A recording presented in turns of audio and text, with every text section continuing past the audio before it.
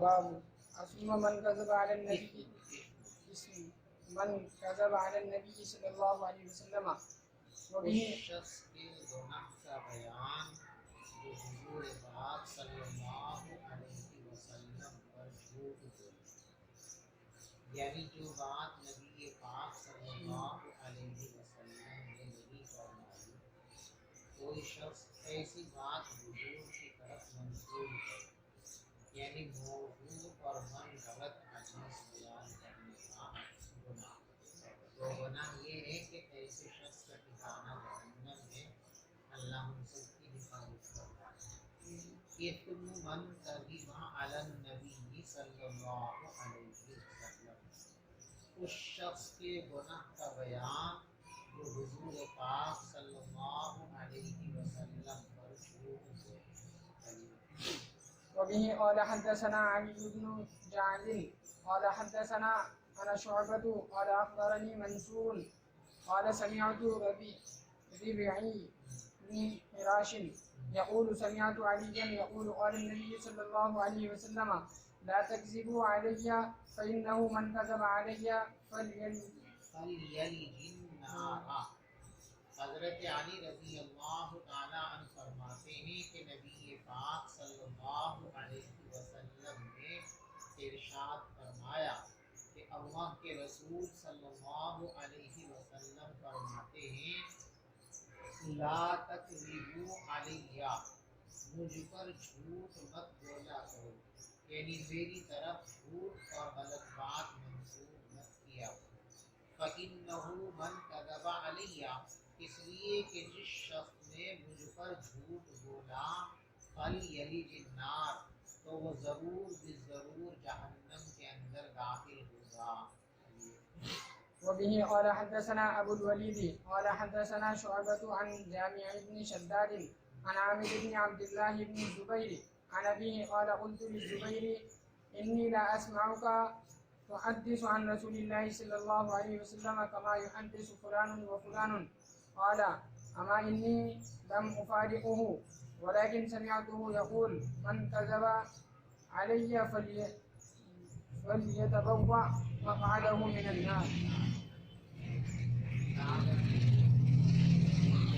اور صحابہ اور حضرات محدثین اس خوف سے کہ کہیں حدیث بیان کرتے کرتے کوئی ایسی بات ہماری زبان سے نہ نکل جائے جو بات حضور پاک صلی اللہ علیہ وسلم سے ثابت ہوئی، اس لیے حدیث بیان کرنے میں بڑی احتیاط برتتے ہیں، بلا ضرورت حدیث بیان نہیں کرتے، اور جس حدیث پر ان کو پختہ اعتماد ہوتا، یقین ہوتا کہ واقعتاً یہ بات ہم تک حضور ہی سے پہنچی ہے، اس میں بھی احتیاط کا یہ پہلو آج تک چلا آ رہا ہے کہ حدیث پاک کو پوری بیان کرنے کے بعد کہتے ہیں او کما قال صلی اللہ علیہ وسلم، یعنی جو الفاظ ہم نے بیان کیے ہیں حدیث کے نام پر، ہمارے یقین اور ہماری تحقیق کی حد تک تو یہی بات ہے کہ یہ بات حضور کی بات ہے، لیکن پھر بھی ہم انسان ہیں، غلطی ہو سکتی ہے، تو ہماری زبان سے کہی گئی بات کا اعتبار نہیں ہے، بلکہ اصل بات وہی ہے جو حضور پاک صلی اللہ علیہ وسلم کی زبان مبارک سے ادا ہوئی ہے۔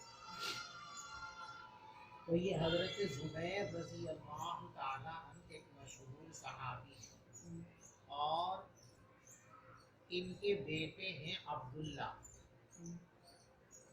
عبداللہ نے اپنے والد محترم حضرت زبیر رضی اللہ تعالیٰ عنہ سے یہ عرض کیا کہ حضرت میں دوسرے صحابہ کرام کو دیکھتا ہوں تو وہ حضور پاک صلی اللہ علیہ وسلم سے بہت ساری حدیثیں بیان کرتے ہیں، لیکن آپ کو اکثر دیکھتا ہوں کہ آپ حضور پاک صلی اللہ علیہ وسلم سے حدیثیں بیان نہیں کرتے ہیں، اس کی وجہ کیا ہے؟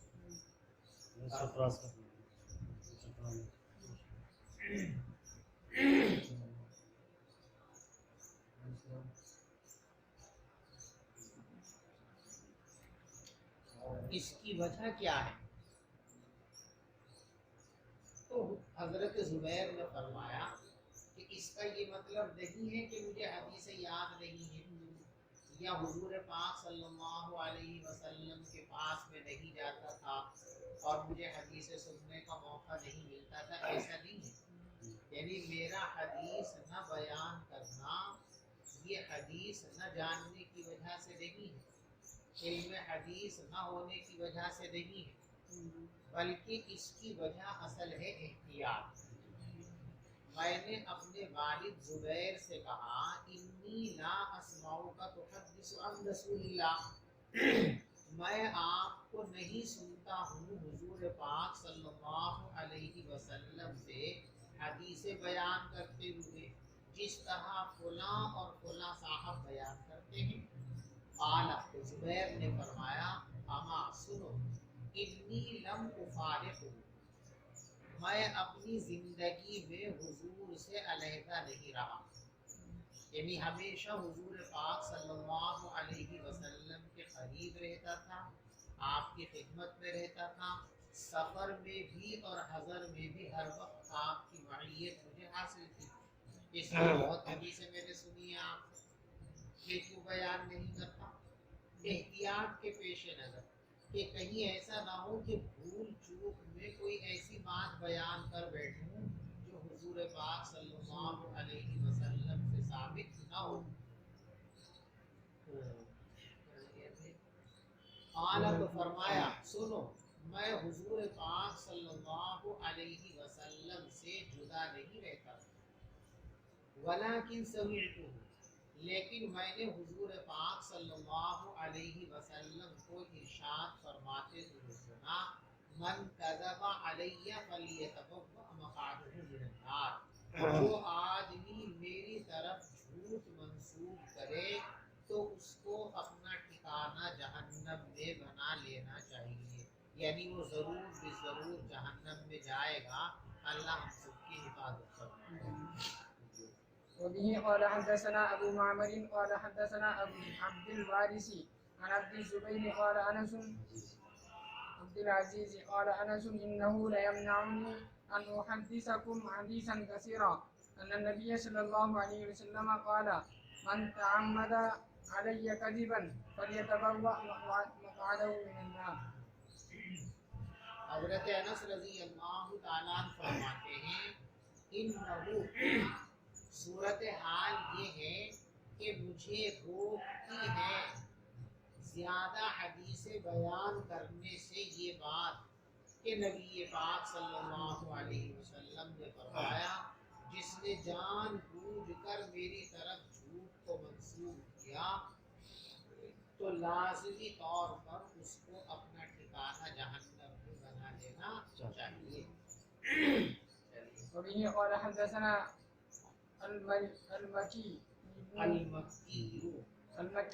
إبراهيم قال حدثنا يزيد بن أبي عبيد عن سلمة هو ابن الأكوع قال سمعت النبي صلى الله عليه وسلم يقول من يقول علي ما لم أقل فليتبوأ مقعده من النار۔ من یقول علیہ، جس نے میری طرف سے وہ بات کہی جو میں نے نہیں کہی، یعنی جھوٹی حدیث بول کر پیش کر دی، فلیتبوأ، تو اس کو اپنا ٹھکانہ جہنم میں بنا لینا چاہیے۔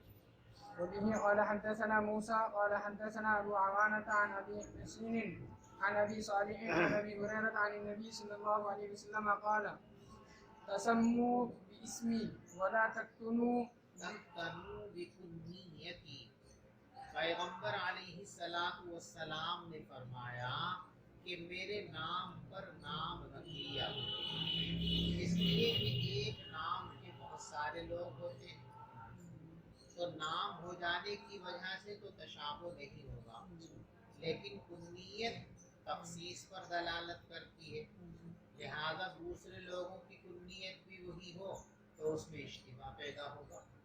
ایسا ہوا تھا ایک مرتبہ کہ حضور پاک صلی اللہ علیہ وسلم کہیں تشریف فرما تھے بازار وغیرہ میں، تو کسی نے کہا اے ابو القاسم، حضور نے کہا کہ جی حضرت میں آپ کو نہیں کہہ رہا، یہ فلاں ہے اس کا نام ابو القاسم ہے، میں اس کو کہہ رہا ہوں۔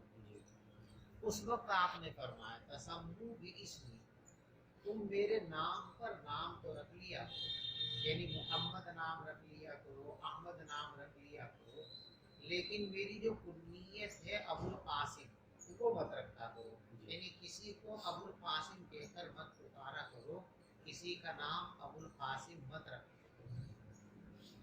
تمام امت کا اس پر اتفاق ہے کہ یہ ممانعت آپ کے زمانے کے ساتھ محسوس ہے۔ آپ کے زمانے کے بعد آپ کا نام رکھنا یہ بھی درست ہے، آپ کی کنیت رکھنا یہ بھی درست ہے، اور دونوں کو جمع کرنا مثلا محمد ابو القاسم یہ بھی درست اور صحیح ہے۔ یہ ممانعت حضور کے زمانے کے ساتھ خاص ہے، کیونکہ اس کو اشتباہ کا اندیشہ تھا۔ اب آپ دنیا سے پردہ فرما گئے، اب اشتباہ کا اندیشہ نہیں ہے، لہذا اب کنیت بھی اختیار کر سکتے ہیں، نام بھی اختیار کر سکتے ہیں، اور دونوں کو ایک ساتھ جمع بھی کر سکتے ہیں۔ محمد ابو القاسم اس طرح کسی کو نام رکھ سکتے ہیں۔ ولا تقتنوا بکنیتی، میری کنیت اختیار مت کیا کرو۔ ومن رآنی فی المنام فقد رآنی، اور جس نے مجھے خواب میں دیکھا تو اس نے مجھی کو دیکھا۔ دیکھو شیطان کو اللہ تبارک و تعالی نے یہ قوت اور طاقت دی ہے کہ وہ مختلف شکلیں اختیار کر سکتا ہے، جانور کی شکل میں سامنے آ سکتا ہے، کسی انسان کی شکل میں سامنے آ سکتا ہے، خوبصورت شکل میں سامنے آ سکتا ہے، ڈراؤنی شکل کے اندر سامنے آ سکتا ہے، فاسق اور فاجر کی شکل میں آ سکتا ہے، نیک صالح اور ولی کی صورت بنا کر کسی کے سامنے آ سکتا ہے۔ شیطان کو اللہ نے یہ بھی طاقت عطا فرمائی ہے کہ وہ انسان کو خواب میں مختلف چیزیں دکھا دے۔ چنانچہ آپ نے مشکات کے اندر روایت پڑھی کہ خواب 3 طرح کے ہوتے ہیں۔ ایک تو حدیث نفس، یعنی صبح سے شام تک انسان کے ذہن پر جو خیالات ہوتے ہیں، جو دن بھر کی ان کی مصروفیات ہوتی ہیں، وہی رات کو خواب کی شکل اختیار کر لیتی ہیں، ان کی کوئی تعبیر نہیں ہوتی۔ اور فرمایا کہ ایک شیطان کی طرف سے ہوتے ہیں ڈراؤنے خواب۔ شیطان انسان کا ذہن مشوش کرنے کے لیے، اس کو پریشان کرنے کے لیے، گھبراہٹ میں مبتلا کرنے کے لیے کسی بھی طرح کی صورتحال خواب میں اس کو دکھا سکتا، حادثہ ہو گیا، یہ ہو گیا، وہ ہو گیا، فلاں ہو گیا، کسی بھی شکل میں آ کر اس کے سامنے بیان کر سکتا ہے کہ ایسا ہے اور ویسا ہے۔ حتیٰ کہ خود کو شیطان اپنے کسی کے خواب میں آ کر یہ بھی کہہ سکتا ہے کہ میں اللہ ہوں، اعوذ باللہ من ذالک۔ لیکن اللہ نے شیطان کو یہ طاقت اور قدرت نہیں دی ہے کہ وہ کسی کے خواب میں آ کر یوں کہے کہ میں رسول اللہ ہوں، یعنی وہ رسول اکرم صلی اللہ علیہ وسلم کا نام اور آپ کی صورت خواب میں بنا کر کسی کے سامنے پیش نہیں کر سکتا۔ لہذا اگر کسی شخص نے خواب میں یہ دیکھا کہ حضور پاک صلی اللہ علیہ وسلم کی زیارت ہو رہی ہے، ملاقات ہو رہی ہے، تو چاہے وہ حضور ہی کی شکل ہو، چاہے کوئی اور شکل ہو، شکل اچھی ہو یا خدا نخواستہ کوئی ایسی صورت اور شکل ہو جو حضرت نبی پاک صلی اللہ علیہ وسلم کے شایان شان نہیں ہے، تو یہ شایان شان نہ ہونا یہ راہی خواب دیکھنے والے کے احوال کا نتیجہ ہے، ورنہ تو اس نے دیکھا ہے حضور پاک صلی اللہ علیہ وسلم ہی کو۔ شیطان خواب میں آ کر کسی کو حضور کا نام لے کر دھوکہ نہیں دے سکتا کہ میں محمد رسول اللہ ہوں، یہ طاقت شیطان کو اللہ نے نہیں بخشی۔ اس لیے فرمایا من رآنی فقد رآنی، جس نے مجھے دیکھا اس نے مجھی کو دیکھا، اس میں دھوکہ نہیں ہو سکتا۔ تیسری شکل جی خواب کی تیسری شکل، خواب کی تیسری شکل ہے رویائے صادقہ، سچے خواب۔ یعنی کچھ باتیں اللہ تبارک و تعالیٰ انسان کو خود اس کے بارے میں یا کسی دوسرے مسلمان کے بارے میں آگاہ کرتے ہیں. انسان خواب دیکھتا ہے، اس کی تعبیر آ جاتی ہے کبھی بھی سامنے، یہ سچے خواب ہوتے ہیں. تو سچے خواب، شیطان کے دکھائے ہوئے جھوٹے خواب اور خیالات نفسانیہ، دن بھر انسان کے ذہن میں جو کچھ ہوتا ہے رات کو وہ خواب کی شکل اختیار کر لیتا ہے. تو یہ تین طریقے ہیں. ایک طریقہ شیطان کے اثر کا نتیجہ ہے، لیکن شیطان اپنے اس تصرف میں حضور پاک صلی اللہ علیہ وسلم کی شکل و صورت اختیار کرنے پر قادر. یعنی ایسا ہرگز نہیں ہو سکتا کہ کسی کے خواب میں آ کر شیطان یہ کہہ دے کہ میں اللہ کا رسول ہوں، میں محمد ہوں. شریعت کو ہر طرح کے اشتباہ سے بچانے کے لیے اللہ تبارک و تعالیٰ نے یہ حفاظتی انتظام کیا ہے اور حساب فرمایا ہے. بات سمجھ میں آ گئی؟ جی. فَإِنَّ الشَّيْطَانَ لَا يَتَمَثَّلُ فِي صُورَتِي، اس لیے کہ شیطان میری صورت میں سامنے نہیں آ سکتا، شیطان میری صورت اختیار نہیں کر سکتا. وَمَنْ كَذَبَ، یہ ٹکڑا باپ سے متعلق ہے. اور جس نے میری طرف جھوٹ منسوب کیا جان بوجھ کر، فَلْيَتَبَوَّأْ مَقْعَدَهُ مِنَ النَّارِ، تو اس کو اپنا ٹھکانہ لازماً جہنم میں بنا لینا چاہیے. باب کتابت العلم. علمی مضامین کو، علمی باتوں کو، تفسیر کو، حدیث کو، فقہ کو لکھ لینا. دیکھو لکھ لینے سے بات محفوظ ہو جاتی ہے اور اس میں کسی تغیر کا اور تغیر کا اندیشہ باقی نہیں رہتا. لہذا جو باتیں آپ پڑھ رہے ہیں، جو باتیں آپ سیکھ رہے ہیں، اعلیٰ درجے کی بات یہ ہے کہ ان کو لکھتے رہو، ان کو محفوظ کرتے رہو، تاکہ جب بھی ضرورت ہو وہ چیزیں آپ کو کام آ سکیں اور بھول چوک اور نسیان کی وجہ سے ان میں کسی طرح کا غلط غلط نہ ہو سکے. اسی لیے بزرگوں کا ایک مقولہ، العلم صید والکتابۃ قید. دیکھو علم تو ایک شکار کے جانور کی طرح ہے. جن جانوروں کا شکار کیا جاتا ہے وہ انسان سے مانوس نہیں ہوتے اور انسان کے قریب نہیں آتے.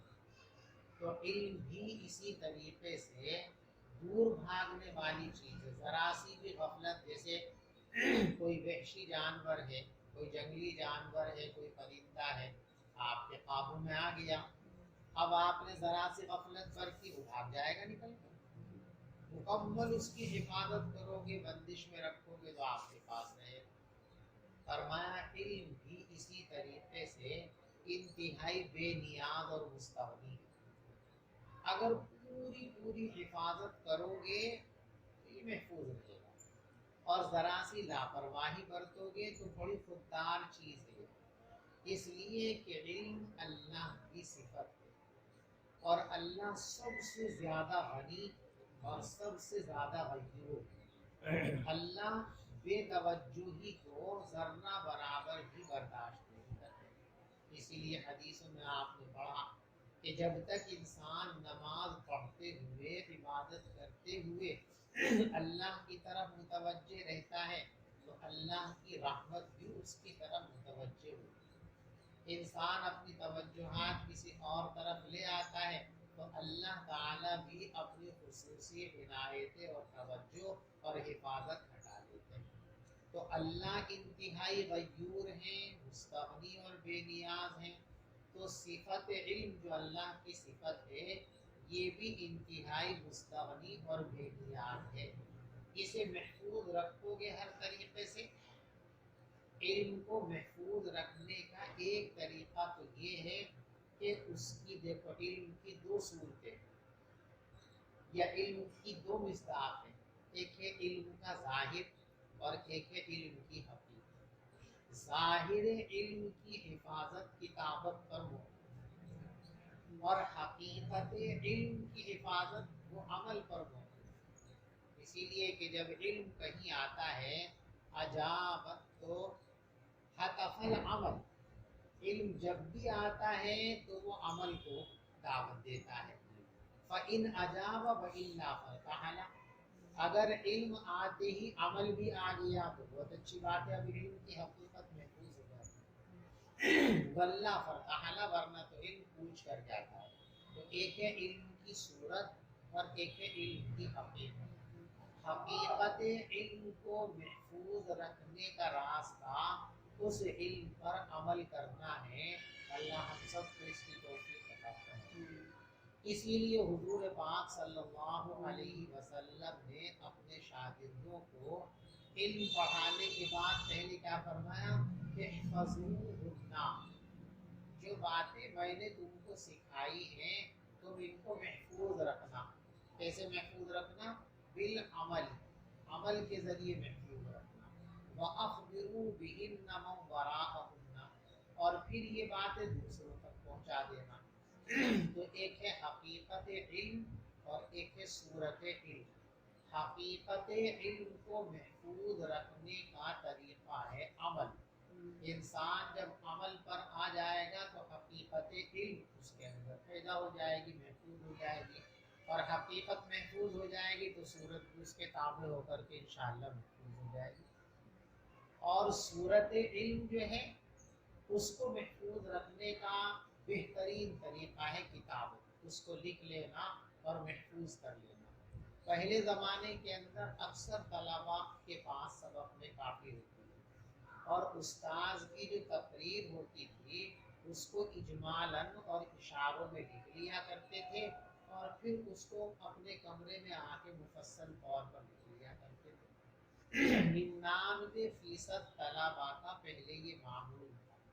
تعلم دیوبند میں ہمارے زمانے میں بھی الحمدللہ، یہ بہت بعد کا دور ہے لیکن اس گئے گزرے دور میں بھی دور حدیث کے اندر ہم نے دیکھا کہ 90% طلباء کے پاس کاپی ہوتی تھی اور وہ اس کو لکھتے تھے، جیسا بھی لکھا جاتا تھا. لیکن اب یہ سلسلہ لوگوں کے پاس سے ختم ہو گیا.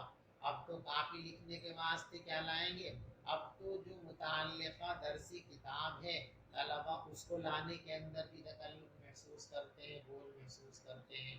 یہ بڑے خسارے کی چیز ہے، اللہ حفاظت فرمائے. تو اس باب کے اندر حضرت امام بخاری رحمۃ اللہ علیہ یہی سبق ہم کو دینا چاہتے ہیں کہ جو پڑھو کوشش کرو کہ اس کو لکھ لیا جائے. لکھ لیا جائے گا تو پھر اس میں کسی تغیر کا اور نسیان کا احتمال باقی. اگر کسی وجہ سے بشریت کی بنیاد پر بھول بھی ہوگی تو لکھا ہوا جا کے بیان کر لیں گے کافی سے جاتا جائے گا. لیکن لکھا ہوا بھی نہیں ہے، ادھر ذہن میں نسیان ہو گیا، ظہور ہو گیا، اب کس سے پوچھیں گے جا کر کے؟ استاذ کے پاس پتہ نہیں دوبارہ جانا ہوگا نہیں ہوگا، استاذ کے پاس اتنا ٹائم ہوگا یا نہیں ہوگا. اس لیے ضروری ہے کہ لکھ لیا جائے. بات سمجھ میں آ رہی؟ اس لیے فرمایا العلم صید والکتابۃ قید. علم تو ایک شکار ہے اور لکھ لینا یہ اس کی بندش اور اس کا جال ہے. لکھ لیا تو اب محفوظ ہو گیا، اب وہ کبھی آپ کے پاس سے رخصت نہیں ہو سکتا. تو صورت علم کو محفوظ رکھنے کا آسان طریقہ کتابت علم، اور حقیقت علم کو محفوظ رکھنے کا طریقہ اس پر عمل کرنا ہے. باب کتابت العلم، علمی باتوں کو لکھ لینے کا بیان. وبه قال حدثنا محمد بن سلام قال انا وكيع عن اخبرنا وكيع عن سفيان عن مصرف عن الشعبي عن ابي جحيفة قال قلت لعلي. دیکھیں حضرت ابو جحیفہ رضی اللہ تعالی، یہ صحابی ہیں صغار صحابہ میں سے، کم عمر کے صحابی ہیں. حضرت علی رضی اللہ تعالیٰ کے شاگرد تھے یہ. تو انہوں نے ایک مرتبہ اپنے استاد حضرت علی رضی اللہ تعالیٰ سے دریافت کیا. قلت لعلی رضی اللہ عنہ، میں نے حضرت علی رضی اللہ تعالیٰ سے پوچھا هل عندکم کتاب، کیا تمہارے پاس کچھ لکھا ہوا علم ہے، یعنی تم کچھ لکھتے تھے؟ دیکھو یہاں کتاب سے مراد جو ہے هل عندکم کتاب، یہ دراصل ایک خاص پس منظر میں سوال ہے۔ روافظ ملعون یہ عقیدہ رکھتے ہیں کہ حضور پاک صلی اللہ علیہ وسلم کو اللہ کی طرف سے جو علوم عطا کیے گئے تھے، جو وحی کے ذریعے آپ کے پاس اللہ کے فرامین آئے تھے، اس میں سے کچھ باتیں تو آپ نے سارے لوگوں کو عمومی طور پر بتائی، کچھ باتیں ایسی ہیں جو آپ نے صرف اور صرف اہل بیت کو بتائی ہیں، اہل بیت کے علاوہ وہ باتیں آپ نے کسی کو نہیں بتائی، وہ راز بس نبی اور اہل بیت کے درمیان ہے، امت کا کوئی دوسرا شخص اس کو نہیں جانتا۔ یہ عقیدہ در حقیقت حضور پاک صلی اللہ علیہ وسلم پر سب سے بڑی تہمت ہے اور آپ پر سب سے بڑا الزام ہے۔ جب اللہ تبارک و تعالیٰ یہ فرماتے ہیں یا ایھا الرسول بلغ ما انزل الیک من ربک فإن لم تفعل فما بلغت رسالتہ، اے نبی جو کچھ بھی آپ پر اتارا گیا، ما عموم کے لیے ہوتا ہے، ما انزل الیک، جو کچھ بھی آپ پر اتارا گیا اسے لوگوں تک پہنچا دو۔ اور آگے کیا فرمایا؟ فإن لم تفعل، اگر آپ نے ایسا نہیں کیا، یعنی ہماری طرف سے آئی ہوئی ساری باتیں آپ نے امت تک، انسانیت تک نہیں پہنچائی، فما بلغت رسالتہ، تو آپ نے اپنے رسول ہونے کا حق ادا نہیں کیا۔ تو اگر حضور نے ساری باتیں لوگوں کو نہیں بتائی تو قرآن کے مطابق کیا ہے؟ نعوذ باللہ من ذالک، آپ نے نبوت کا حق ادا نہیں کیا۔ جبکہ سارے صحابہ نے حجۃ الوداع کے موقع پر اس بات کی شہادت دی تھی کہ آپ نے تبلیغ اور رسالت کا حق ادا کیا۔ آپ نے میدان عرفات کے اندر وہ خطبہ دینے کے بعد فرمایا تھا الا هل بلغت، الا هل بلغت، الا هل بلغت، ارے لوگوں دھیان سے سنو اور بتاؤ کیا میں نے تبلیغ پورے طور پر کر دی، میں نے پورا دین تم کو پہنچا دیا؟ تو سب نے کہا نام بالکل آپ نے پہنچا دی۔ بہرحال روافظ کا یہ گمراہ کن عقیدہ کہ حضور پاک صلی اللہ علیہ وسلم نے کچھ باتیں صرف اور صرف اہل بیت کو بتائی، حتیٰ کہ ظالم لوگ یوں تک کہتے ہیں یہ قرآن جو دنیا کے اندر پڑھا جاتا ہے یہ کامل اور مکمل قرآن نہیں بلکہ یہ ادھورا قرآن ہے۔ اس قرآن کا ایک حصہ وہ ہے جو صرف اہل بیت کے پاس ہے اور کسی کے پاس نہیں ہے۔ تو یہ جو روافظ نے یہ بات چلا رکھی تھی نا کہ کچھ علوم نبوت صرف اور صرف اہل بیت کے پاس ہیں اور کسی کے پاس نہیں ہے، اس مسئلے کی تصدیق کے لیے حضرت ابو جحیفہ رضی اللہ تعالیٰ نے حضرت علی سے سوال کیا کہ ہم لوگوں کے پاس، پورے صحابہ اور امت کے پاس جو علوم ہیں ان کے علاوہ کوئی ایسا مخصوص صحیفہ بھی ہے جو صرف نبی نے آپ کو دیا ہو کسی اور کو نہ دیا ہو، ایسا ہے کیا؟ قلت، میں نے حضرت علی رضی اللہ تعالیٰ سے عرض کیا هل عندکم کتاب، کیا تمہارے پاس کوئی مخصوص کتاب ہے؟ قال لا، حضرت علی نے فرمایا کہ نہیں، ایسا کچھ بھی نہیں۔ حضور پاک صلی اللہ علیہ وسلم نے جو کچھ اہل بیت کو بتایا وہی پوری امت کو بتایا، جو پوری امت کو بتایا وہی اہل بیت کو بتایا۔ اہل بیت کے لیے علیحدہ کچھ تعلیمات ہوں، چپکے سے کچھ باتیں بتا دی گئی ہوں، امت کو نہ بتائی ہوں، ایسا ہرگز نہیں۔ تو حضرت علی نے فرمایا لا، نہیں، ایسا نہیں، کوئی مخصوص صحیفہ جو حضور نے چپکے سے ہمیں تھما دیا ہو ایسا نہیں۔ ہاں البتہ حضور پاک صلی اللہ علیہ وسلم جب باتیں بیان فرماتے تھے تو بعض صحابہ کرام ان باتوں کو لکھ لیا کرتے تھے، تو میں بھی جب حضور پاک صلی اللہ علیہ وسلم کی باتیں سنتا تھا تو کچھ باتیں میں بھی لکھ لیا کرتا تھا. وہ کچھ باتیں جو میں لکھ لیا کرتا تھا وہ میرے پاس لکھی ہوئی موجود ہے.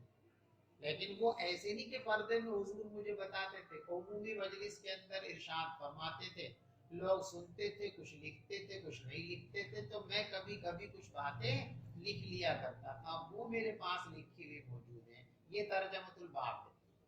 حضرت امام بخاری رحمۃ اللہ علیہ جو یہ مسئلہ ہمیں پڑھا رہے ہیں کہ علمی باتوں کو لکھ لینا چاہیے تاکہ وہ محفوظ ہو جائیں. وہ کہاں سے ثابت کیا؟ حضرت علی کے اس عمل سے کہ حضور پاک صلی اللہ علیہ وسلم کی بیان کردہ کچھ باتیں حضرت علی رضی اللہ تعالیٰ نے لکھی. اب آپ نے لکھی تو مسئلہ ثابت ہو گیا کہ لکھ لینا چاہیے، فائدے کی چیز ہے. تو ثابت ہو گیا کتابت علم کے علم کی باتوں کو لکھ لینا چاہیے. بات سمجھ میں آئی بھی؟ میں نے کہا ہل عندکم کتاب، کیا تمہارے پاس کوئی مخصوص صحیفہ ہے؟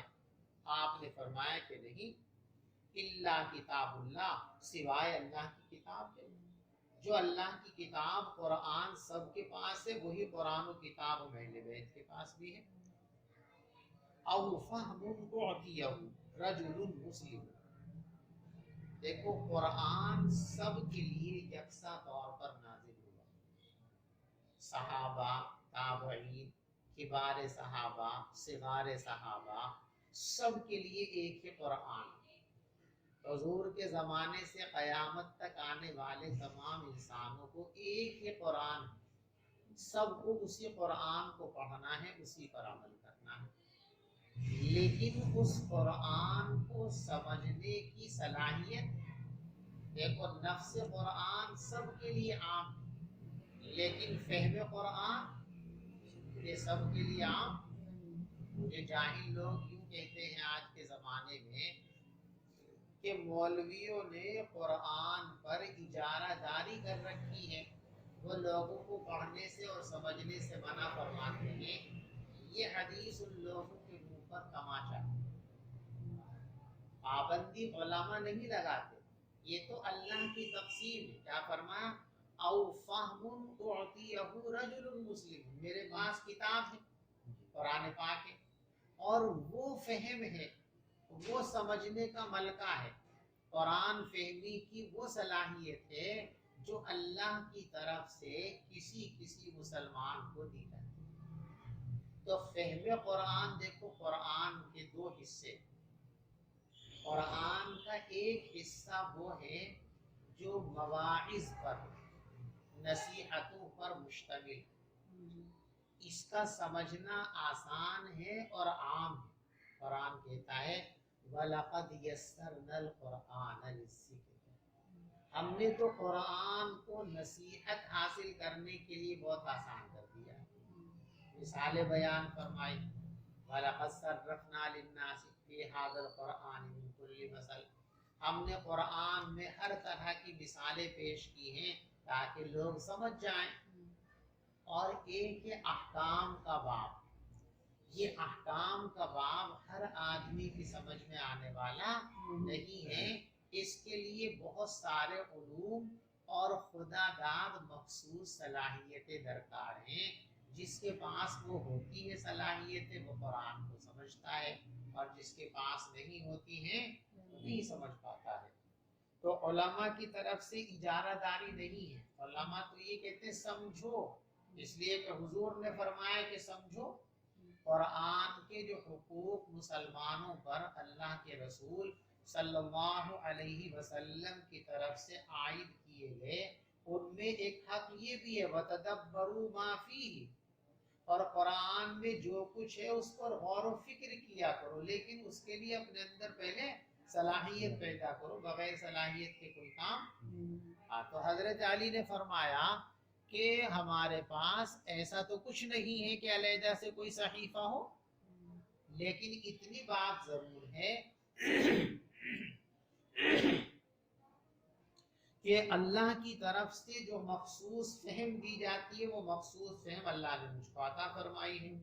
او فہم اعطیہ، مگر اللہ کا قرآن یا وہ سمجھ جو دی جاتی ہے اللہ کی طرف سے کسی مسلمان شخص کو، ٹھیک ہے نہیں، اور کیا ہے او ما فی ہذہ الصحیفہ، یا پھر وہ چند باتیں جو میرے اس صحیفے میں لکھی ہوئی ہیں، ایک کاغذ پر کچھ باتیں لکھ لی تھی، اور حضرت علی رضی اللہ تعالیٰ اکثر و بیشتر اس کو اپنی تلوار کے نیام میں رکھتے تھے تاکہ بوقت ضرورت کام آئے، اس کو پڑھنے میں محفوظ رہے۔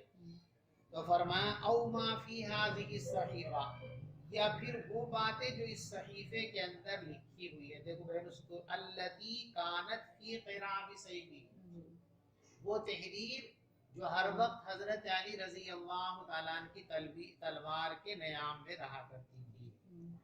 قال ابو جحیفہ فرماتے ہیں قلت، میں نے کہا ما فی ہذہ الصحیفہ، اس صحیفے میں کیا لکھا ہوا ہے، کہ جو حضور سے سن کر مخصوص باتیں آپ نے لکھی ہیں اور آپ کی تلوار کے نیام میں ہیں، تو وہ کیا مضامین ہیں، کیا لکھا ہوا، آپ کی تحریر کا خلاصہ کیا ہے؟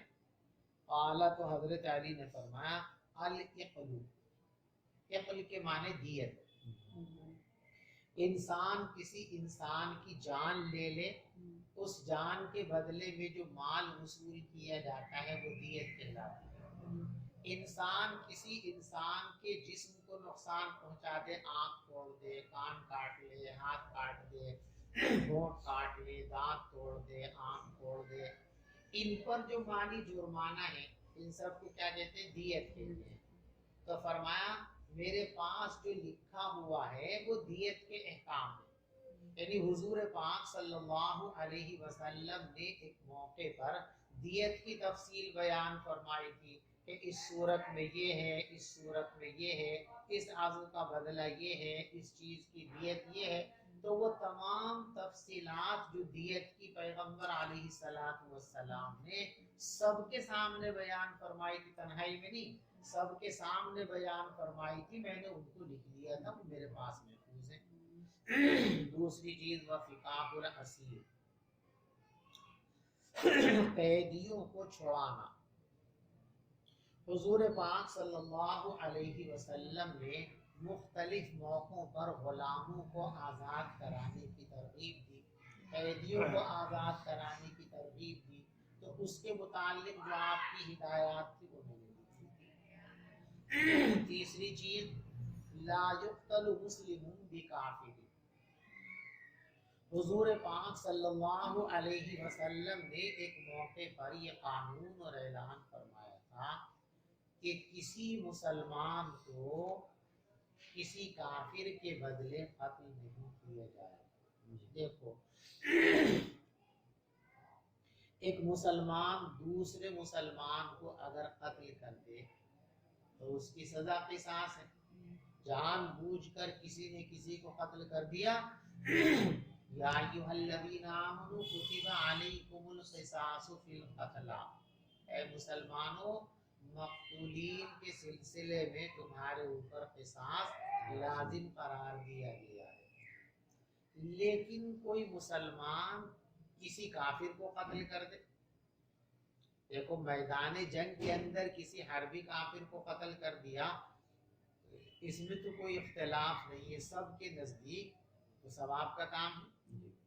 یا میدان جنگ کے باہر بھی یوں ہی ذاتی دشمنی کی بنیاد پر کسی مومن نے کسی حربی کافر کو قتل کر دیا، اس پر بھی سب کا اتفاق ہے کہ یہاں دیت دی جائے گی، قصاص نہیں لیا جائے گا، مومن کو کافر کے بدلے میں قتل نہیں کیا جائے گا۔ لیکن ایک کافر ذمہ ہے، مسلم مملکت میں مسلمانوں کے اسٹیٹ اور حکومت میں ایک کافر امان لے کر ویزا لے کر رہتا ہے، شہریت لے کر رہتا ہے، اب کوئی مسلمان اگر اسے قتل کر دے تو ائمہ ثلاثہ فرماتے ہیں کہ اس کو بھی قصاصاً قتل نہیں کریں گے، وہاں بھی دیت لی جائے گی۔ ان حضرات کا استدلال جو ہے وہ عموم سے، عموم ہے نا، لا یقتل مسلم بکافر، کوئی مسلمان کسی کافر کے بدلے قتل نہیں کیا جائے،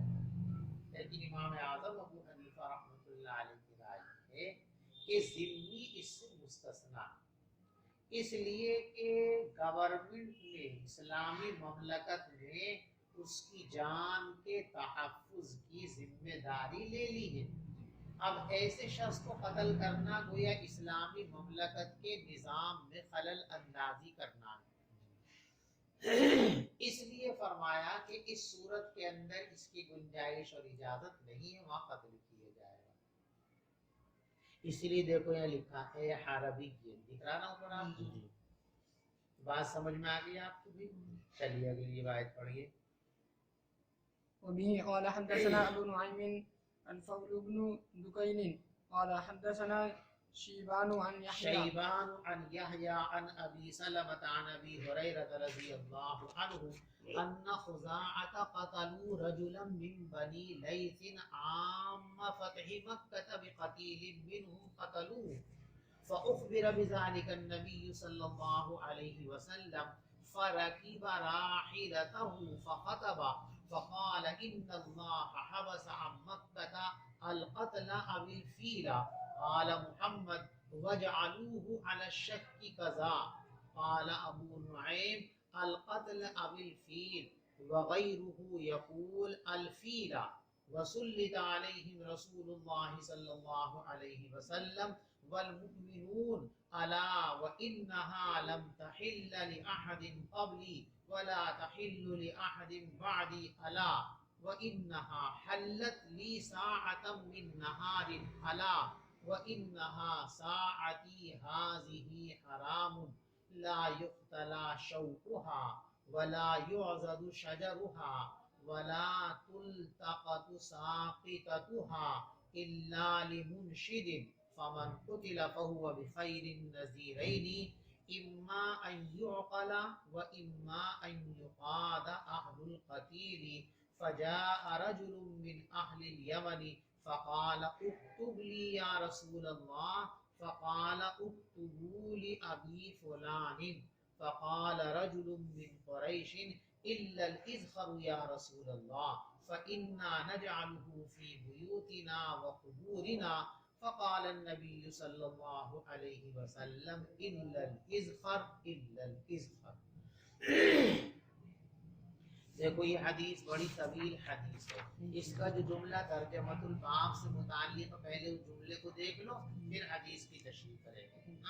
جب آپ نے یہ تقریر فرما دی فجاء رجل من اہل الیمن، تو یمن کا ایک آدمی آیا اور یوں کہا اکتب لی، حضرت میرے لیے ان چیزوں کو لکھوا دیجیے، یہ سب باتیں کسی سے کہہ کر مجھے لکھوا دیجیے تاکہ میں اپنی قوم کو جا کر یہ سب بات بتا سکوں۔ تو آپ نے صحابہ سے فرمایا اکتبوا لی ابی فلاں، ان کا نام تھا ابو شاہ، یہ جو یمن کے صاحب تھے نا، کیا نام تھے ان کا؟ ابو شاہ۔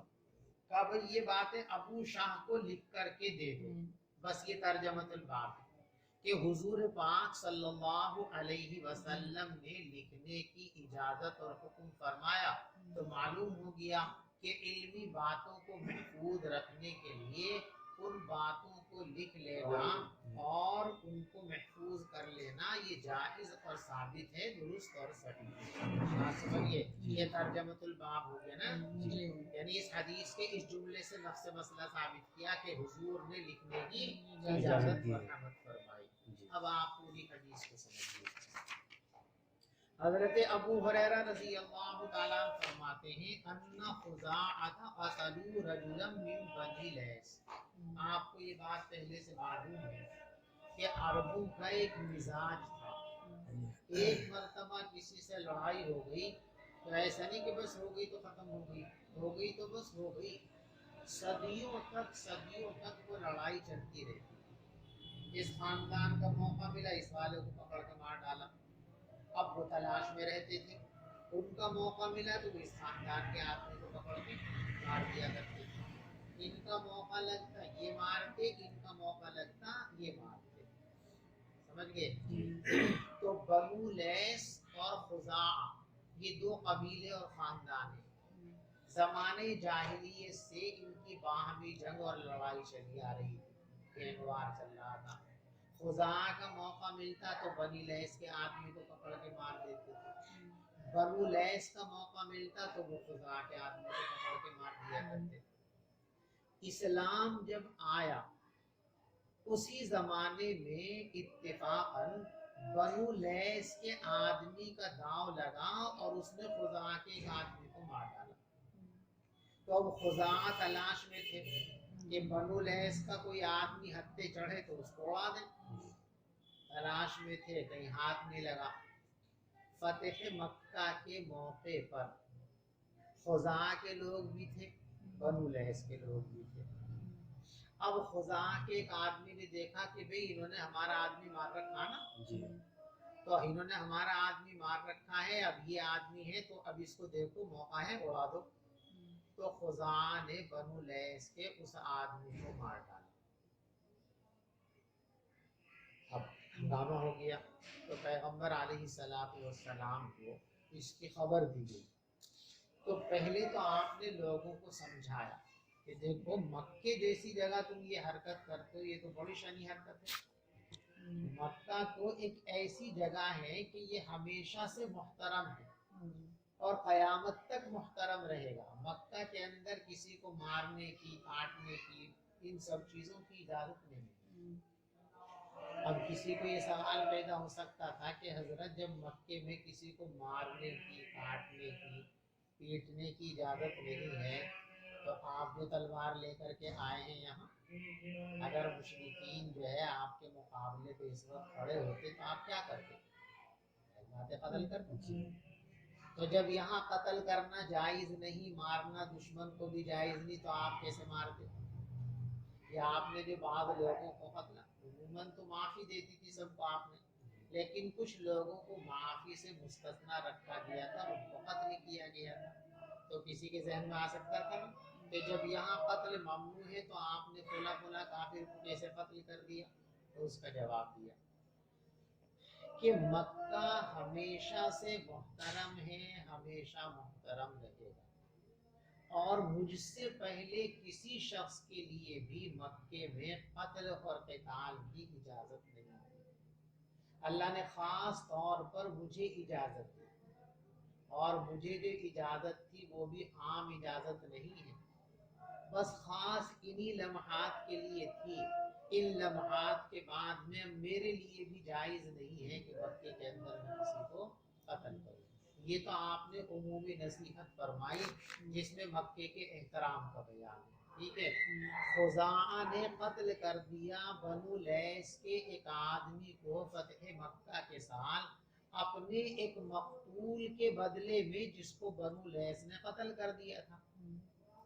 فأخبر بذالک، اس کی خبر حضور کو دی گئی۔ فرکب راحلتہ، تو حضور اپنی سواری پر سوار ہوئے۔ بھیڑ تھی نا، اب نیچے کھڑے ہوتے تو کچھ کو دکھتے کچھ کو نہ دکھتے، اس لیے آپ نے جو ہے اپنی سواری کو اسٹیج کا درجہ دیا، سواری پر بیٹھے تاکہ سب لوگوں کو دور سے دکھ جائے، آواز پہنچ جائے۔ فخطب، اور پھر آپ نے تقریر فرمائی، اور تقریر میں یوں کہا ان اللہ حبس عن مکہ القتل او الفیل، اللہ نے مکے سے روک دیا تھا قتل کو، یا یوں فرمایا کہ مکے سے روک دیا تھا ہاتھی۔ ابرہہ ایک بڑا لشکر لے کر آیا تھا خانہ کعبہ کو ڈھانے کے لیے، تو اللہ تبارک و تعالیٰ نے اس کا کچھ بنا دیا۔ سورہ فیل کے اندر، تیسرے پارے کے اندر ہے، اسی کی طرف اشارہ ہے کہ مکے میں قتل و قتال ہو، یہ بات اللہ کو منظور ہی نہیں ہے۔ چنانچہ اتنی بڑی طاقت لے کر ابرہہ بادشاہ آیا تھا ہاتھیوں کا لشکر لے کر، اس کو بھی ناکام فرما دیا۔ بات سمجھئے؟ دیکھو حضور پاک صلی اللہ علیہ وسلم نے القتل فرمایا تھا، یعنی ان اللہ حبس عن مکہ القتل یہ فرمایا تھا، یا ان اللہ حبس عن مکہ الفیل یہ فرمایا تھا۔ تو کچھ نے ایسے بیان کیا، کچھ نے ایسے بیان کیا، اس کو اسی کو فرماتے ہیں۔ قال محمد، امام محمد رحمت اللہ علیہ ارشاد فرماتے ہیں اجعلوہ علی الشک کذا، تم اس کو اسی طرح صیغہ شک کے ساتھ نقل کرو، کیونکہ جب ذہن سے نکل گئی یہ بات تو تعین مت کرو کسی ایک کی۔ ہم نے قتل کی تعین کی، ہو سکتا حضور نے فیل فرمایا ہو، ہم نے فیل کی تعین کر لی، حضور نے قتل فرمایا ہو، تو ایسے شک کے ساتھ بیان کرو، القتل او الفیل، یا تو قتل فرمایا تھا یا فیل اور ہاتھی فرمایا تھا۔ قضا قال ابو نعیم، یہ ابو نعیم بھی اسی طرح نقل کرتے تھے۔ یہ ابو نعیم جو ہے یہ امام بخاری رحمۃ اللہ علیہ کے استاد ہیں۔ کہ امام بخاری رحمۃ اللہ علیہ جو فرما رہے ہیں کہ تم اس کو اسی طرح شک کے ساتھ نقل کیا کرو، کسی ایک کی تعین مت کرو۔ یہ کہاں سے سیکھا امام بخاری نے؟ ان کے استاد ابو نعیم رحمۃ اللہ علیہ اسی طرح بصورت شک بیان کرتے تھے، القتل او الفیلا، سمجھ گئے؟ وغیرہ، اور ابو نعیم کے علاوہ دیگر لوگ بیان کرتے ہیں الفیلا۔ محدثین کی ایک بڑی جماعت اس روایت کو اس طرح نقل کرتی ہے، ان اللہ حبس عن مکہ الفیلا، وہ قتل کا لفظ بیان نہیں کرتے، لیکن ابو نعیم جو امام بخاری رحمۃ اللہ علیہ کے استاد ہیں وہ اسے شک کے ساتھ بیان کرتے ہیں، بالقتل اب الفیلا، اسی کو وغیرہ، اور ان کے علاوہ یعنی ابو نعیم کے علاوہ جو کہتے ہیں الفیلا، یعنی ان کی روایت میں شک اور تردد نہیں، وہ عزم کے ساتھ جزم کے ساتھ کہتے ہیں الفیلا۔ وسلط علیہم رسول اللہ، اور اہل مکہ پر مسلط کیا گیا اللہ کے رسول کو اور ایمان والوں کو۔ اور سنو، مکہ حلال نہیں ہوا مجھ سے پہلے کسی کے لیے، اور کسی کے لیے حلال نہیں ہوگا میرے بعد۔ اور سنو، میرے لیے بھی مکہ صرف اور صرف اس گھڑی کے لیے حلال ہوا ہے۔ سنو، وَإِنَّ سَاعَتِي هَذَا حَرَامٌ، اور اسی لمحے اب دوبارہ سے اس کو محترم قرار دے دیا۔ اب یہاں فرمایا کہ انسانوں کو مارنا تو بہت بڑی بات ہے، مکے کے درختوں کو بھی کاٹنے کی اجازت نہیں ہے، کہ گھاس کو بھی کاٹنے کی اجازت، لا یختلا شوکھا، مکے کے کانٹوں کو بھی نہ کاٹا جائے، ولا یعضد شجرھا، نہ مکے کے درختوں کو کاٹا جائے، ولا تلتفت ساقطھا الا لمنشد، فرمایا مکے میں گری پڑی چیزوں کو بھی نہ اٹھایا جائے۔ گری پڑی چیزیں چلو جی ہم اٹھا کے لے جاتے نہیں، جس کے ذہن میں یہ ہو کہ بھائی میں اس کو تلاش کر کے اس کے مالک تک پہنچاؤں گا، اس کو تو اجازت ہے کہ اٹھا لے اور مالک تک پہنچا لے۔ اپنے استعمال کے لیے اٹھانے کی اجازت، مکے کی گری پڑی چیز کو اٹھا کر کوئی استعمال اپنے لیے نہیں کر سکتا، اور یہاں کی گری پڑی چیز بھی نہ اٹھائی جائے مگر منشد کے لیے جائز ہے۔ انشد ینشد، انشاد کے معنی اعلان کرنا، جو اس کو اٹھا کر اعلان کرے بھی کسی کا سامان ہو تو لے لو، وہ اٹھا سکتا ہے۔ فمن قتل، اب جو ان کے پاس مسئلہ اصل پیش آیا تھا کہ ایک خاندان کے لوگ نے دوسرے خاندان کے آدمی کو قتل کر دیا تھا، اب یہ مکے کی حرمت وغیرہ بیان کر کے اب اصل مسئلے کا فیصلہ فرماتے ہیں۔ فمن قتل، پس جس آدمی کو قتل کر دیا گیا، فہو بخیر النذیرین، تو اس کے گھر والوں کو، خاندان والوں کو دو باتوں کا اختیار ہے، اما ان یقتل و اما ان یفاد اہل القتیل، یا تو یہ کہ وہ دیت لے لیں یا پھر مقتول کے وارثین قصاص لے لیں۔ دو ہی راستے ہیں، یا تو قصاص لے لو یا پھر دیت لے لو۔ یہ مسئلہ بیان کر دیا۔ فجاء رجل من اہل الیمن، تو یمن کا ایک آدمی آپ کے پاس آیا اور کہنے لگا، اکتب لی یا رسول اللہ، حضور میرے لیے ان باتوں کو لکھوا دیجئے۔ تو آپ نے فرمایا ابو فلاں کو لکھ کر دے دو۔ فقال رجل من قریش، تو قریش کے ایک آدمی نے کہا، ان الاظفر یا رسول اللہ، جب آپ نے فرمایا کہ مکے کے درختوں کو بھی نہیں کاٹا جائے گا، حضرت عباس رضی اللہ تعالیٰ نے کہا کہ حضرت اظفر کی اجازت دے دیجیے، اس لیے کہ اظفر گھاس جو ہے اس کو ہم کاٹ کے جو ہے نا ہم اپنے گھر کی چھت پر بھی ڈالتے ہیں، اور جب مردے کو دفنانا چاہتے ہیں تو اس وقت اس کی قبر کے اندر بھی ہم یہ گھاس رکھ دیتے ہیں تاکہ اوپر سے گرنے والی مٹی وہ اس کے کفن اور جسم تک نہ پہنچے۔ تو اگر اس کو بھی کاٹنے کی پابندی ہو گئی تو اب ہمیں بڑی دشواری ہو جائے گی، مردے دفنانے میں دشواری ہوگی اور اسی طریقے سے جو ہے گھر بنانے میں بھی دشواری ہوگی، تو اس کو مستثنا کر دیجیے۔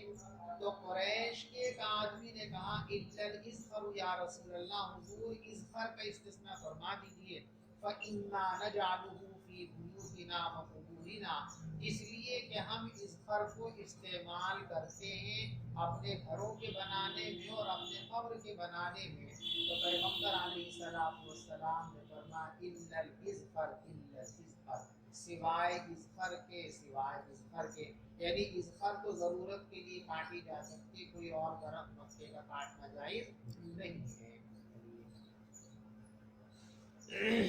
وبه قال حدثنا علي بن عبد الله قال حدثنا سفيان قال حدثنا عمرو قال أخبرني وهب وعبد منبه عن أخيه قال سمعت أبا هريرة يقول ما من أصحاب النبي صلى الله عليه وسلم أحد أكثر حديثا عنه مني إلا ما كان من عبد الله بن عمر فإنه كان يكتب ولا أكتب، تابعه معمر عن حمام عن أبي هريرة۔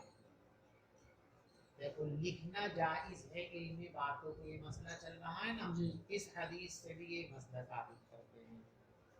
وہاں بھی ابن منبہ رحمۃ اللہ علیہ حضرت ابو ہریرہ رضی اللہ تعالیٰ عنہ اپنے بھائی سے نقل کرتے، ان کے بھائی فرماتے ہیں کہ ابو ہریرہ کو میں نے یہ کہتے ہوئے سنا کہ حضور صلی اللہ علیہ وسلم کے صحابہ میں کوئی بھی ایسا نہیں ہے جو مجھ سے زیادہ حدیثیں بیان کرتا ہوں، سب سے زیادہ حضور کی حدیثیں مجھے یاد ہیں اور میں ہی سب سے زیادہ حدیثیں بیان کرتا ہوں۔ البتہ عبداللہ ابن عمرو مجھ سے بھی زیادہ حدیثیں یاد رکھتے ہیں اور بیان کرتے ہیں۔ ایسا کیوں ہے جی؟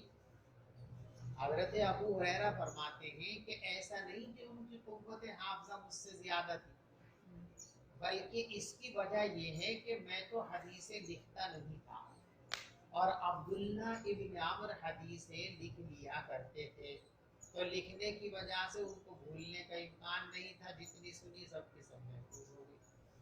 تو سب سے زیادہ حدیثیں مجھے یاد ہیں اور مجھ سے زیادہ عبداللہ کو یاد ہیں، اور عبداللہ کو زیادہ یاد ہونے کی وجہ کیا ہے؟ لکھ لینا۔ تو معلوم ہوا کہ لکھنا صحابہ کرام سے ثابت ہے، تو علمی باتوں کو محفوظ رکھنے کے لیے لکھ لینا چاہیے۔ ابو ہریرہ یوں فرمایا کرتے تھے کہ حضور پاک صلی اللہ علیہ وسلم کے صحابہ میں کوئی ایسا نہیں ہے جو مجھ سے زیادہ حضور کی حدیثیں بیان کرتا ہو، مگر جو حدیث عبداللہ ابن عمرو کے پاس ہے وہ زیادہ ہے۔ کیوں ہے کہ زیادہ؟ فَإِنَّهُ كَانَ يَكْتُبُ وَلَا أَكْتُبُ، وہ حدیثیں لکھ لیا کرتے تھے اور میں حدیثیں لکھتا نہیں تھا۔ وبه قال حدثنا يحيى بن سليمان قال حدثني أبو ابن وهب قال أخبرني يونس عن ابن شهاب۔ دیکھو حضور پاک صلی اللہ علیہ وسلم کی وفات ہوئی ہے پیر کے روز، تو اپنی وفات سے 4 دن پہلے یعنی جمعرات کے دن جو صحابہ کرام حضور کے پاس بیٹھے ہوئے تھے، اس میں اہل بیت بھی تھے اور دیگر صحابہ کرام بھی تھے، تو پیغمبر علیہ السلام نے فرمایا کہ بھی لکھنے کا سامان لاؤ، قلم دوات لاؤ، کاغذ لاؤ، میں تمہیں ایک دستاویز لکھ دیتا ہوں، تم اس کے بعد گمراہی کا شکار نہیں ہوگے۔ جب میری واضح ہدایت لکھی ہوئی ہوگی تو اس کو دیکھ کے عمل کر لو گے، کسی قسم کی جو ہے گمراہی کا یا کسی قسم کے خلل کا اندیشہ باقی۔ کچھ لوگوں کی رائے یہ ہوئی کہ تو بہت اچھی بات ہے، پیغمبر علیہ السلام خصوصی ہدایات لکھ دیں گے، انہیں پر عمل کریں گے، نہ کوئی جھگڑا، نہ کوئی لڑائی اور نہ کوئی تشویش ہوگی۔ کچھ لوگوں کی رائے یہ ہوئی کہ پوری زندگی حضور پاک صلی اللہ علیہ وسلم نے ہماری تربیت کی، ہم پر محنت کی اور ایک ایک چیز کو نکھار کر کے رکھ دیا، اور آپ نے ایک واضح اعلان بھی فرما دیا کہ میرے دنیا سے جانے کے بعد دو چیزیں تمہارے واسطے مشعل راہ ہیں، ایک کتاب اللہ، ایک سنت رسول اللہ۔ تو اگر کوئی بات کسی وجہ سے سمجھنے میں کوئی واضح بات نہیں بھی ہوگی تو قرآن و سنت ہمارے سامنے، اس سے نکال لیں۔ ایسے وقت میں جب حضور کی جان پر بنی ہوئی ہے، آپ پر بیماری کی شدت ہے، اس موقع پر ہم آپ کو لکھنے میں لگائیں تو آپ کو زحمت ہوگی، مناسب نہیں ہے یہ بات۔ حضرت عمر فاروق رضی اللہ تعالیٰ اس رائے کے سب سے بڑے مؤید بلکہ رائے کو پیش کرنے والے تھے۔ اب ذرا آپس میں تبادلہ خیال ہو، تمہیں لکھوانا چاہیے، تمہیں لکھوانا چاہیے، لکھواؤ نہیں لکھواؤ، لکھواؤ نہیں لکھواؤ۔ جب یہ سلسلہ ہوا تو ایسے میں آواز بلند ہو جاتی ہے، تو ذرا آواز بلند ہو گئی۔ آپ نے فرمایا سب باہر جاؤ۔ نبی کے پاس بیٹھ کر جھگڑا کرنا، اختلاف کرنا یہ زیب نہیں دیتا، چلو جاؤ۔ اور پھر پیغمبر علیہ الصلوۃ والسلام نے لکھنے کا ارادہ ملتوی فرما دیا۔ بات ختم ہو گئی۔ روافض جن کا کام ہی حضرات صحابہ کرام کو بالخصوص شیخین کو مطعون کرنا ہے، انہوں نے اس کو بنیاد بنا کر حضرت عمر فاروق رضی اللہ تعالیٰ عنہ پر تہمتوں کی ایسی بارش کی ہے کہ علامانت انہوں نے نبی کو ڈرا دیا، دھمکا دیا، کرنے دیا۔ وہ کہتے ہیں کہ حضرت علی کی خلافت کی دستاویز حضور لکھنا چاہتے تھے۔ حضرت عمر کو اندازہ ہو گیا کہ کہیں یہ علی کو خلیفہ نہ بنا دیں، اس لیے انہوں نے مخالفت کی کہ بدلی کو۔ بظاہر تو ان ظالموں کا یہ اعتراض حضرت عمر پر ہے، لیکن حقیقت میں دیکھو تو ان ظالموں کی یہ بکواس حضور پاک صلی اللہ علیہ وسلم کی ذات پر آنچ لاتی ہے، اس لیے کہ اللہ والوں کی اور نبیوں کی صفت قرآن پاک میں کیا بیان کی گئی ہے؟ لا یخافون لومۃ لائم۔ اللہ کے دین کے سلسلے میں کسی ملامت کرنے والے کی ملامت۔ حضرت عمر رضی اللہ تعالیٰ عنہ جب حضرت کے جانی دشمن تھے، جان لینے کے لیے آئے تھے، جب حضرت عمر سے نہیں ڈرے، اور جب حضرت عمر آپ کے غلام ہیں، آپ کے اشاروں پہ اپنی جان قربان کرنے والے ہیں، اب ڈریں گے؟ حضرت عمر کے دباؤ میں آپ نے یہ ارادہ منسوخ نہیں فرمایا، بلکہ جیسے بہت سے موقعوں پر ایسا ہوا ہے کہ حضرت علی رضی اللہ تعالیٰ عنہ کی رائے، حضرت عمر فاروق رضی اللہ تعالیٰ عنہ کی رائے کو آپ نے صواب اور درست سمجھ کر قبول کیا ہے۔ اس مسئلے میں بھی اسی شور شرابے کے درمیان پیغمبر علیہ الصلوۃ والسلام کو شرح صدر ہو گیا تھا کہ لکھنے کی کوئی خاص ضرورت نہیں، تو عمر کے دباؤ میں نہیں بلکہ اپنے انشراح کی بنیاد پر یہ مسئلہ آپ نے ملتوی فرمایا تھا۔ بات سمجھ شریف میں آگے گئی۔ امام بخاری رحمۃ اللہ علیہ اس حدیث کو اس باب میں لائے ہیں۔ باب کیا ہے؟ کتابۃ العلم، علم کو لکھ لینا چاہیے۔ اس حدیث سے استدلال کیسے کہ پیغمبر علیہ الصلوۃ والسلام نے فرمایا کہ لاؤ لکھنے کا سامان میں لکھ دوں، تو آپ جو لکھیں گے وہ علم ہی تو ہوگا۔ تو لکھنا جائز اور درست اور صحیح اور مفید ہے، تبھی تو آپ لکھنا چاہتے ہیں۔ اگر لکھنا جائز نہیں ہوتا، درست اور صحیح نہیں ہوتا تو آپ کیوں لکھتے؟ تو ایتونی بکتاب اکتب لکم، لکھنے کا سامان لاؤ میں تمہیں ایک دستاویز لکھ دوں، یہ حضور کا ارادہ، یہ لکھنے کے جواز کی واضح دلیل ہے۔ اسی دلیل کو لانے کے لیے حدیث یہاں پر امام بخاری رحمۃ اللہ علیہ نے بیان فرمائی ہے۔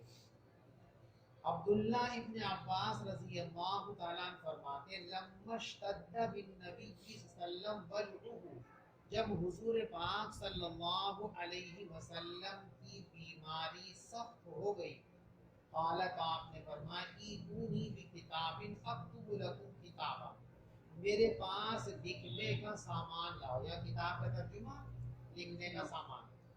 اب تو بولکم کتابن، میں تمہارے لیے ایک دستاویز لکھ دیتا ہوں، لا تزلوا بعد، اور بعض جگہ کہ لن تزلوا، تم اس کے بعد گمراہی کا شکار نہیں ہو سکو گے۔ قال عمر، تو حضرت عمر نے فرمایا ان النبی صلی اللہ علیہ وسلم غلبہ الوجع، اس وقت حضور پر تکلیف کا غلبہ ہے، بہت تکلیف میں، بہت بیماری کی شدت ہے۔ وعندنا کتاب اللہ حسبنا، اور ہمارے پاس تو اللہ کی کتاب موجود ہے، وہ ہماری رہنمائی کے لیے کافی ہے۔ فاختلفوا، تو لوگوں کی رائے مختلف ہوئی۔ وَكَثُرَ اللَّغْطُ، اور شور بڑھ گیا۔ قالت، حضور نے فرمایا قوموا عنی، میرے پاس سے اٹھ کر چلے جائے۔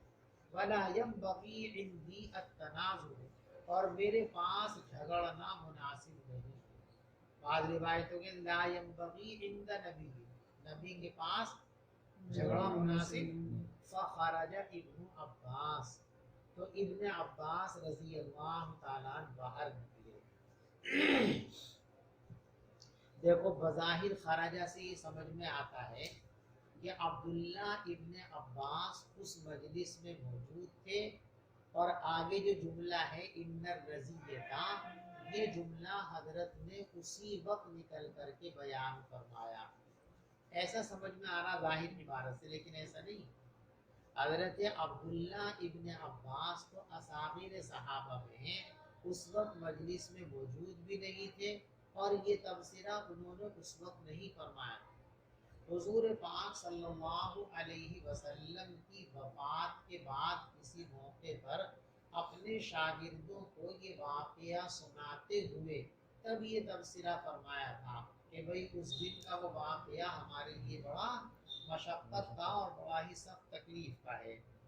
فخرج ابن عباس، دیکھو حاشیہ نمبر 6 دیکھو، ظاہرہ یدل علی ان ابن عباس کان معه فی تلک الحالہ فخرج قائلا بهذه المقالہ۔ اس عبارت کا ظاہر اس پر دلالت کرتا ہے کہ ابن عباس ان لوگوں کے ساتھ اس جگہ موجود تھے، اور پھر یہ بات کہتے ہوئے باہر نکلے۔ ولیس کذالک، حالانکہ ایسا حقیقت میں نہیں، بل پھر کیا ہے، بل قول ابن عباس انما کان عند الروایت بهذا الحدیث، بلکہ حضرت ابن عباس کا یہ جملہ اس وقت کا ہے جب وہ اس حدیث کو اپنے شاگردوں سے بیان کر رہے تھے۔ ٹھیک ہے، یعنی جس گھر میں بیٹھ کر